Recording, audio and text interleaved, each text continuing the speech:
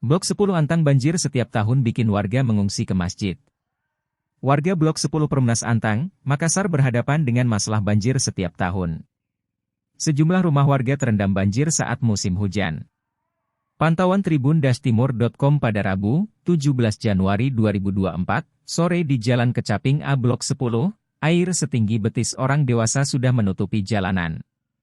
Ratusan warga pun mengungsi di Masjid Jabal Nur, yang posisinya berada di perbukitan Blok 10 Perumnas Antang. Kepala Badan Penanggulangan Bencana Daerah, BPBD, Sulsel Amson Padolo mengaku wilayah tersebut merupakan daerah cekungan. Hal ini membuat sekitaran Blok 10 kerap dilanda banjir. Daerah cekungan itu, kan air mencari tempat yang rendah, kata Amson Padolo. Persoalan ini disebutnya menjadi pembahasan di pemerintah Kota Makassar. Pemkot Makassar diakui berwenang terhadap kajian terkait kondisi Blok 10 Antang. Pemkot yang bikin kajiannya itu, karena pasti dia yang buat, lanjutnya.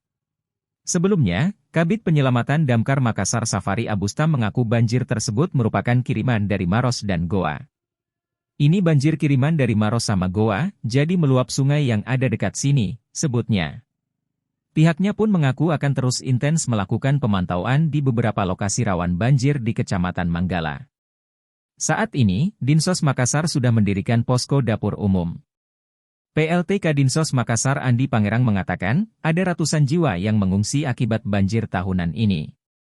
Dari data, laporan dari pemerintah setempat, bahwa di Blok 10 ini ada 3 titik sekarang pengungsian yang jumlahnya 300 jiwa, jelasnya. Pihaknya pun mengaku akan menjamin semua kebutuhan pokok para pengungsi. Selain petugas untuk kebutuhan makan, di posko itu juga lanjut Pangeran, juga disiagakan petugas kesehatan. Petugas kesehatan itu, tidak hanya bertugas mengontrol kesehatan pengungsi tapi juga memilah makanan cocok bagi pengungsi yang mengalami sakit tertentu.